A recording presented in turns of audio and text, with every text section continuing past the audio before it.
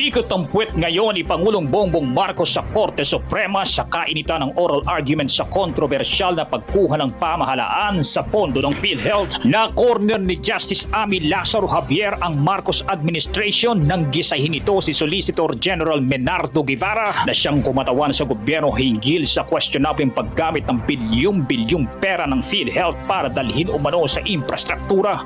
Ang mga proyektong sinasabi ng gobyerno tulay na hindi pa nasisimulan, right of way at maintenance ng mga kalsada na paulit-ulit na umanong napondohan mula sa National Budget o General Appropriations Act ang sinupalpal ni Javier sa mukha ni Guevara. It is a fact that money was taken, billions, in fact 89 billion, although a little was restrained by the government, by the Supreme Court.